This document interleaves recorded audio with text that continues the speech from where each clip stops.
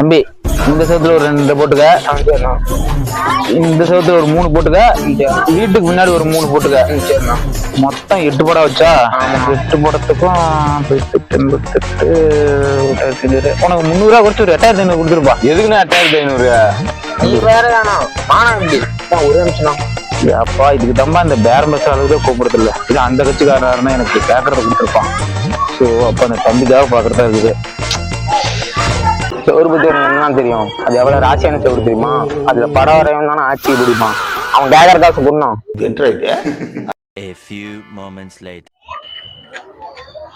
வா தம்பி, என்ன பாச்சு, என்ன சொல்றாரு? நான் இந்த டைம் தெரியாம பேசிட்டுனா மனசுல எதுவும் வச்சுக்காதீங்க. அடுத்த டைம் வரப்ப நான் படம் போட்டுருந்தேன். சரி ஒன்னுல விட தம்பி, இதுல என்ன இருக்குது? தம்பிக்கு தான் பார்த்தேன், இல்லைன்னா மாத்தி விட்டுருப்பேன் நானே. சரி பாருங்க, ஒன்றும் தப்பு விடுங்க. சரிண்ணா. சரி விடும். நம்ம செவரு சிறப்பான செவருப்பா, அதுதான் இந்த வேலை. போ எப்படியோ செவத்து வித்தாச்சு. எழுதி ஒட்டிட வேண்டியதான், செவரு விற்பனை ஆகிவிட்டது அப்படின்ட்டு. ஓகே.